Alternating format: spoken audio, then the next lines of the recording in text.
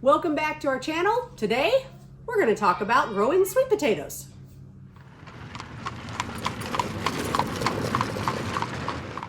So if you've ever grown sweet potatoes, you're probably familiar with ordering sweet potato slips from a catalog or a website. And when they arrive, it's usually a shriveled up little plant that you take out of the box. Doesn't quite look this healthy. And you plant it, water it, and pray that it'll actually grow into something.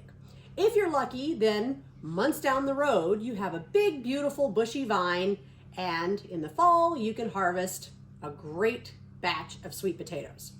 Well, I've been trying to study how to produce these slips on my own because, quite frankly, they're really expensive.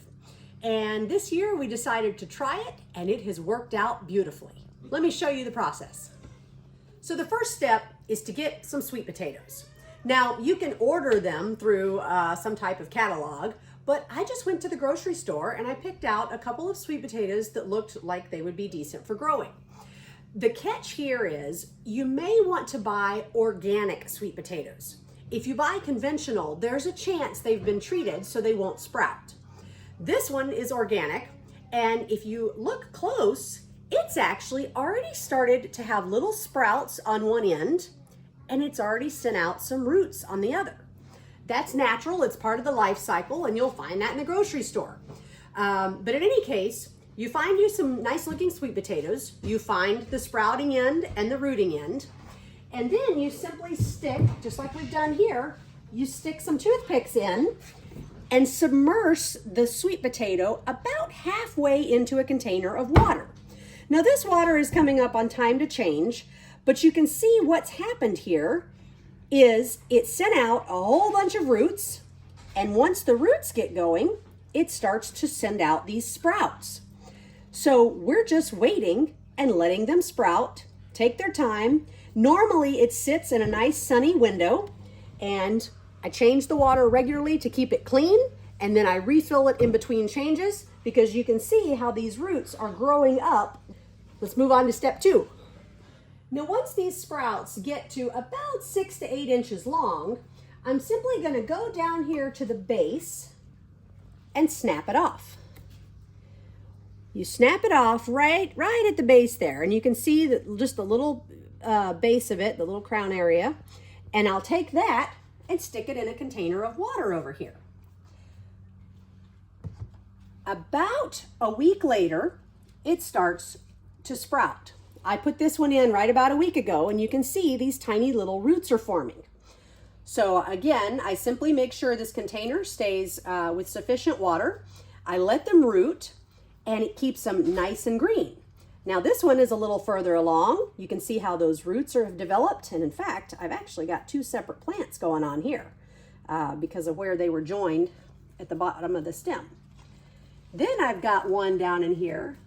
This is one that I actually put in the water several weeks ago. It was the very first sprout that got long enough. I popped it off, I put it in, and you can see those roots are definitely ready to plant. So we'll be putting them in the ground today.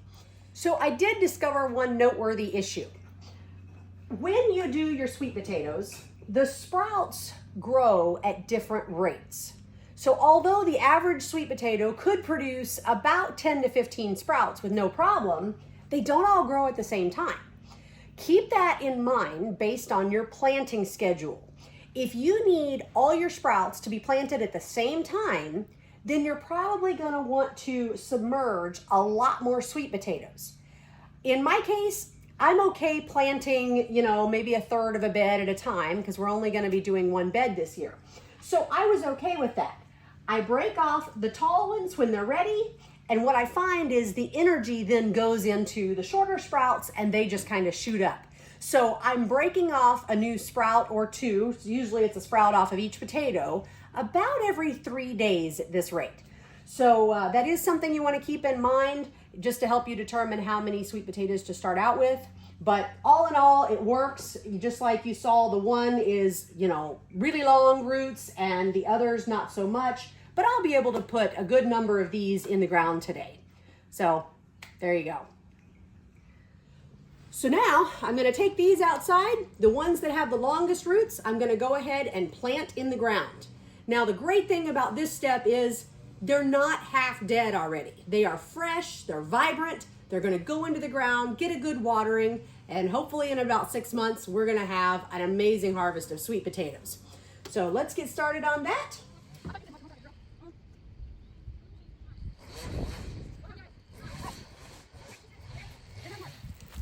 All right, well, we got all but 2 of these sprouts planted because these 2 they don't have much root yet. And of course, that's the one we just picked today. So I'm gonna leave those in the dish to root a little more, and we'll plant them with the next batch that comes out. But this actually made about half of my bed, so we may have a few extras this year. So the next stage, we're just looking forward to a good meal of sweet potatoes this fall. Hey, thanks again for watching. Be sure to subscribe to follow our journey and leave us a comment. If you've ever raised your own sweet potato sprouts, we would love to hear your tips. We're learning as we go here, and not only can you offer us information, but all of our viewers who read those comments as well. You guys take care, and we'll see you next time.